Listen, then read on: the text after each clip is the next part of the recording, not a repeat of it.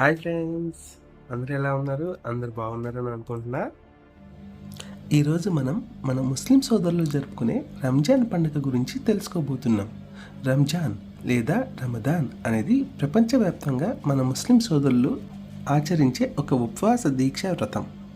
అంతేకాకుండా ఇస్లామిక్ క్యాలెండర్లో 9వ నెల పేరు రంజాన్. మన ముస్లిం సోదరులు అత్యంత పవిత్రంగా ఈ పండుగను జరుపుకుంటారు.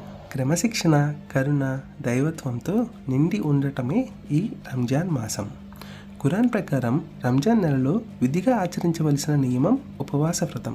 ఈ నెల రోజుల పాటు మన ముస్లిం సోదరులు ఉపవాసంలో ఉన్నప్పుడు ఏమీ తినకూడదు, తాగకూడదు, ఎవరిపైన చాడీలు, అబద్ధాలు చెప్పకూడదు, ఎవరిని మోసం చేయకూడదు, ఎవరికి ద్రోహం చేయకూడదు. మనం ఈ ప్రపంచంలో ఎంతో మందిని కలుస్తూ ఉంటున్నప్పుడు ప్రతి ఒక్కరి ప్రభావం మన పైన పడుతూ ఉంటుంది.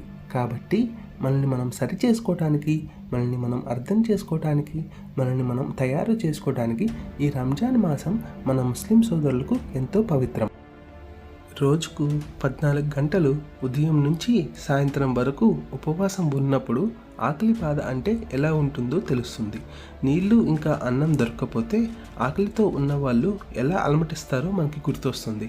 ఆకలిలో ఉన్నవారికి మనం వాళ్ళ ఆకలి తీర్చాలి అనే ఆలోచనను కలగజేస్తుంది. ఇలా ఒక నెల రోజులు వ్రతం చేశాక ఆ నెల రోజుల్లో నేర్చుకున్న మంచి విషయాలను మిగతా 11 నెలలు కూడా పాటించటానికి ఈ వ్రతాన్ని ఒక మంచి శిక్షణ సమయంగా భావిస్తారు.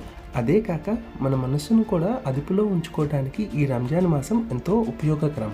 మనిషిలో ఉన్న స్వార్థం, మోసం, కోపం, అధర్మం, పాపభీతి వంటి ఎన్నో చెడు గుణాలను చెరిపి క్రమశిక్షణ, దాతృత్వం, దయ, ప్రేమ, కరుణ, ఉపకారం, మానవ సేవ, ఐక్యతను మనిషిని మంచి వైపు నడిపించే విధంగా ఈ రంజాన్ మాసాన్ని కుదిరించారు.